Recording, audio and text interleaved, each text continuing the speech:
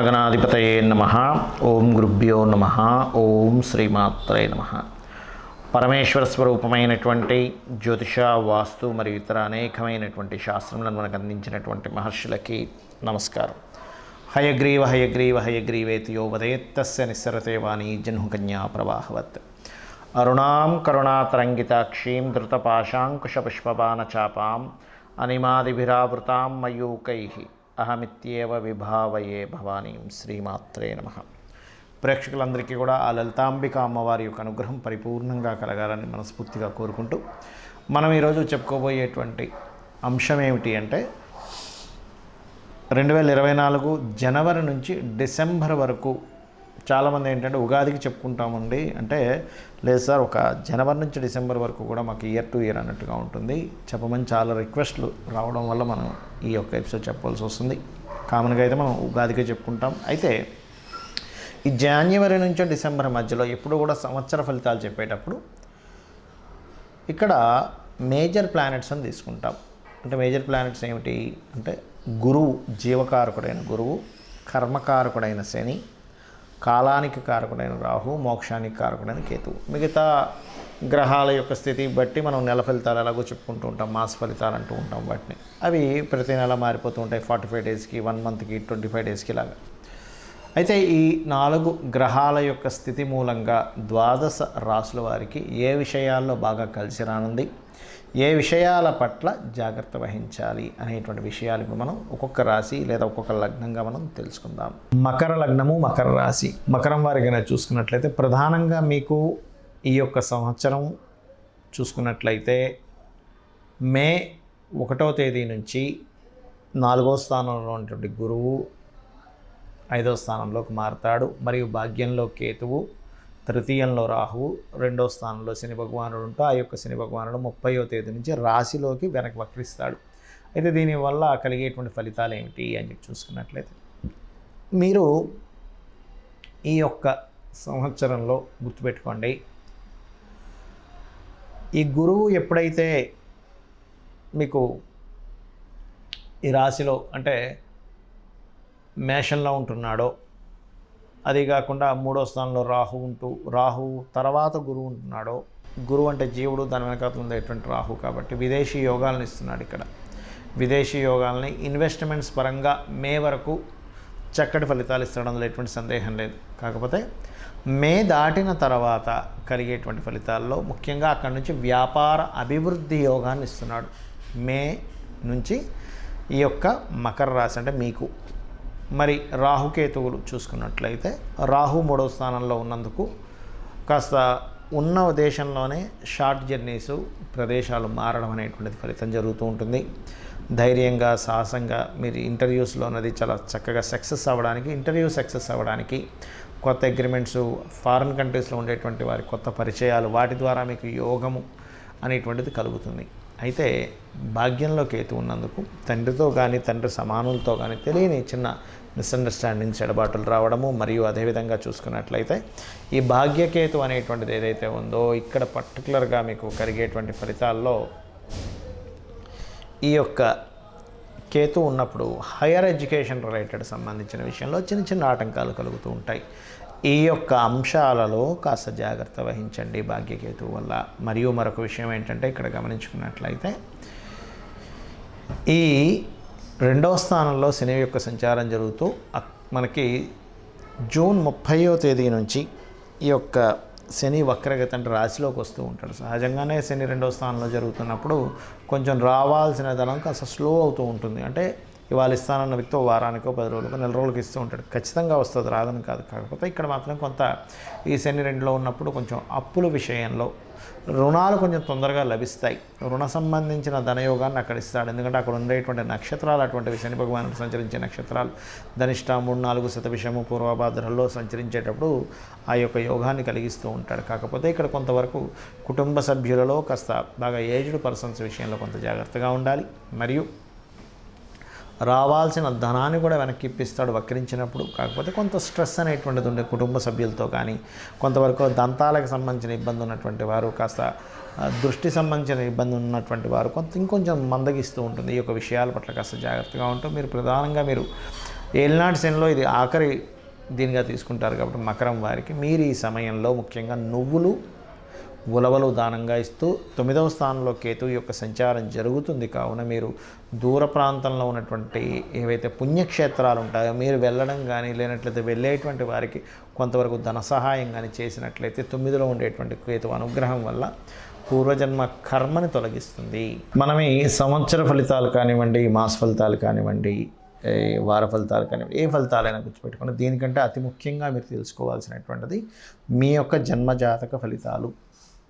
మీ జన్మజాతకము ఎలా నిర్మితమవుతుంది అంటే మీరు జన్మించినప్పుడు ఉన్నటువంటి తేదీ చాలా ముఖ్యం. అది చాలామంది ఏమంటుంటారంటే ఏమంటే మా స్కూల్లో రాశారు పలానా తేదీ, అది ఓకేనా, లేకపోతే మా వాళ్ళు రఫ్గా ఒకటి రాశారు. అలా కాదు, మీరు పర్ఫెక్ట్గా మీరు ఏ రోజైతే పుట్టారో ఆ రోజున నక్షత్రము, అదేవిధంగా ఆ డేట్, మంత్ అంటే నెల, సంవత్సరము, తేదీ, నెల, సంవత్సరం ఈ 3 కావాలి. Date, month, year. దీంతోపాటు మీరు పుట్టిన ప్రాంతం కూడా చాలా ముఖ్యం. ప్రాంతాన్ని బట్టి మీరు జన్మించినప్పుడు ఉన్న 12 లగ్నాల్లో ఏ లగ్నంలో జన్మించారు అని డిసైడ్ అవుతుంది. ప్రాంతం ఒకటి, సమయం ఒకటి. చాలామంది ఒక సమయానికి ఏ ప్రాంతమైనా ఒకటే వస్తుంది అనుకుంటారు. అలా రాదు. అక్షరాంశ రేఖాంశాలు మారిపోవడం ద్వారా లగ్నం మారిపోతుంది.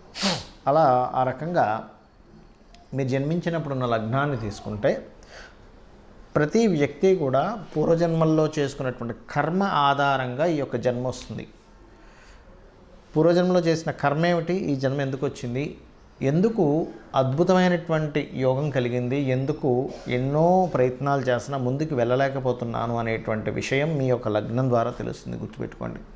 అదేవిధంగా అందరికీ కూడా ధనం అనేటువంటిది, కుటుంబం అనేటువంటిది ఎంతో ముఖ్యం కాబట్టి మీ యొక్క ద్వితీయాధిపతిని బట్టి మీ ధన స్థానాధిపతి ఎక్కడున్నాడు. చాలామందికి ఈ విషయం తెలియక రకరకాల వ్యాపారాలు రకరకాల వైపు వెళ్తూ నష్టపోతూ ధనాన్ని నష్టపోతూ ఉంటారు.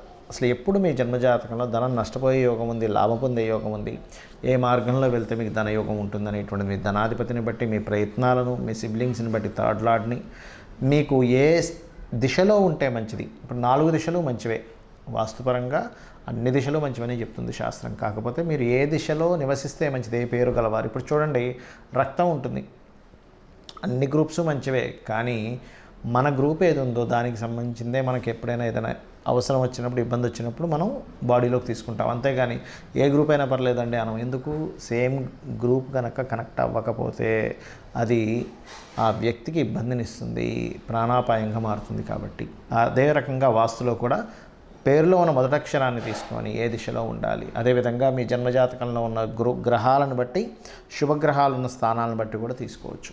అదేవిధంగా మరొక విషయం ఏంటంటే సంతాన అభివృద్ధి కానివ్వండి, వివాహ సమయం కానివ్వండి, 3 నుంచి 5 సార్లు వస్తుంది ప్రతి వ్యక్తికి కూడా వివాహ సమయం అనేటువంటిది. ఆ 3 నుంచి 5 సార్లు ఎప్పుడు బాగుంది టైం, ఇప్పుడు బాగాలేదు చూసుకుని దాన్ని బట్టి వివాహం చేసుకోవడం ద్వారా కూడా బాగుంటుంది. దాంతోపాటు మీ యొక్క జన్మజాతకంలో ఏదైనా 2 వివాహాల యోగం ఉందా, లేనట్లయితే వివాహం ఆలస్యంగా ఉందా, ఏ సమయంలో చేసుకుంటే మంచిది అనేది మీ జన్మజాతకంలో చూసుకుని ఆ పర్టికులర్ సమయాల్లో కనుక వెతుక్కుంటే మీ సమయము, ధనము, మనశ్శాంతి అన్నీ కూడా మీకు చేకూరుతుంది. అదేవిధంగా లైఫ్లో టర్నింగ్ పాయింట్స్ కావచ్చు, బిజినెస్ చేయాలా, లేనట్లయితే వృత్తిరీత్యా ఇక్కడుంటే మంచిదా, విదేశాలకు వెళ్తే మంచిదా, ఇన్వెస్ట్మెంట్స్ ఎప్పుడు చేయాలి, మీరు సక్సెస్ రేట్ రాకపోవడానికి గల కారణం ఏమిటి, అదేవిధంగా కొన్నిసార్లు మనకు లక్కీ నెంబర్స్, లక్కీ కలర్స్ ఇలా ఉంటాయి. ఆ యొక్క విషయాల్లో ఏ నెంబర్స్ని, ఏ కలర్స్ని ఎంచుకుంటే మంచిది అనేటువంటి అనేకమైనటువంటి విషయాలు మీ జన్మజాతకంలో ఉంటాయి. అందుకే ముఖ్యంగా మనం మన జన్మజాతకాన్ని చూసుకోవాలి. మరి ఇక్కడ సందేహం ఏంటంటే అందరికీ కూడా మరి జన్మజాతకం చూసుకునేలాగైతే ఈ గోచార ఫలితాలు మనం ఎందుకు చెప్పుకుంటున్నాము ప్రతిసారి. ప్రతి వ్యక్తి కూడా ఎంతో టాలెంటెడ్, అందులో ఎటువంటి సందేహం లేదు. ఒక్కొక్కరికి ఒక్కొక్క డిఫరెంట్ టాలెంట్ ఉంటుంది. ఆ టాలెంట్తోనే ఆ వ్యక్తి పైకి వస్తాడు. దాని పరంగా అతను ప్రణాళిక వేసుకుంటాడు, కష్టపడుతూ ఉంటాడు, ఎంతో పోరాడుతూ ఉంటాడు లైఫ్లో. కానీ ఒక్కొక్కసారి ఎంత ప్రయత్నించినా కొన్ని పనులు అవ్వవు. ఎందుకు అవ్వవు అంటే మీ ప్రయత్నము, మీ యొక్క ఆలోచన విధానం ఎంత యూనిక్గా ఎంత బాగున్నా కూడా బయట ఉండేటువంటి మార్కెట్ అంటే ఒక ప్రోడక్ట్ తీసాము, బయట దానికి మార్కెట్ లేదు. అప్పుడు ఏమిటి పరిస్థితి? లేదా ఒక దగ్గరికి వెళ్దాం అనుకున్నాం, కరెక్ట్ టైంకి వెళ్దాం అనుకుంటాం, కానీ మధ్యలో ట్రాఫిక్ జామ్ అయింది. ఆ 10 నిమిషాలు, 20 నిమిషాలు, అరగంట లేట్ అయిపోతుంది. ఎందుకు? మీ ప్రయత్నం మీరు కరెక్ట్గానే టైంకి బయలుదేరారుగా. ఎందుకు అంటే మధ్యలో ట్రాఫిక్ అనేది మిమ్మల్ని అడ్డగించింది, మార్కెట్ అనేటువంటిది మిమ్మల్ని అడ్డగించింది, లేదా ఒక వర్షం పడో మరొకటో మీరు ఆగవలసి వచ్చింది. అంటే ఏమిటి, బయట ఉండే మార్కెట్ అనాలిసిస్ కనుక మీకు తెలిస్తే ఈ సమయంలో ఉదయం 6 గంటలకైతే ట్రాఫిక్ ఉండదు, అదే 9 గంటలకైతే విపరీతమైన ట్రాఫిక్ ఉంటుంది, గంటలో వెళ్ళాల్సింది 2 గంటలు 3 గంటలు పట్టొచ్చు అనే మార్కెట్ అనాలిసిస్, అంటే బయట ఉండే పరిస్థితులు కనుక మీకు తెలిస్తే మీరు దాని తగ్గట్టుగా ప్లాన్ చేసుకుంటారు. ట్రాఫిక్ కావచ్చు, ప్రజెంట్ ఉన్న మార్కెట్ కావచ్చు, ప్రజెంట్ ఉన్న కండిషన్స్ ఏవైనా కావచ్చు, ఒక ప్రోడక్ట్కి ఉండేటువంటి వాల్యూ కావచ్చు. అదేవిధంగా మనకి గోచారం అనేది ఏం చెప్తుందంటే ప్రస్తుతం ఈ నెలలో ఈ గ్రహాలు ఇలా ఉన్నాయి, ఈ సంవత్సరం ఈ గ్రహాలు ఇలా ఉన్నాయి గోచారంలో, కాబట్టి వీటికి ఎనర్జీ ఎక్కువగా ఉంది, వీటికి ఎనర్జీ తక్కువగా ఉంది, కాబట్టి మీరు దీని పరంగా ప్లాన్ చేసుకోండి అని చెప్పేదే గోచారం. అప్పుడేంటి, మీ జన్మజాతకంలో ఉన్న యోగం ఏమిటి, మీ గోచారంలో ఉండేటువంటి గ్రహస్థితి ఏమిటి అనేటువంటి తెలుసుకుంటూ మిళితం చేసుకుంటూ, ఇవన్నీ ఒక ఎత్తు అయితే శాస్త్రాల్లో చెప్తున్నటువంటి విషయం ఏమిటి అంటే అమ్మవారిని కానీ, ఆ పరమేశ్వరుని కానీ, విష్ణువుని కానీ, దేవతా సంబంధించినటువంటి శక్తిని మీరు కనుక ఉపాసిస్తున్నట్లయితే, అమ్మా నాకు ఇవన్నీ తెలియవు, నీ యొక్క చరణాలు, నా పని నేను చేసుకుంటూ వెళ్ళిపోతుంటారు, నాకు ఈ జ్యోతిష్యమా, వాస్తా, లేకపోతే పరాలా పాపం చేశానా, పుణ్యం చేశాను, ఇవన్నీ కాదు, ఇక్కడి నుంచి నేను త్రికరణ శుద్ధితో నేను చేసే ప్రతి పనిలో నేను చూసుకుంటూ వెళ్తున్నాను అనుకుంటే అమ్మవారే మొత్తం చూసుకుంటుంది. కాబట్టి ఆ యొక్క అమ్మవారి యొక్క అనుగ్రహం మీకు పరిపూర్ణంగా కలగాలని మనస్ఫూర్తిగా కోరుకుంటూ శ్రీమాత్రే నమః.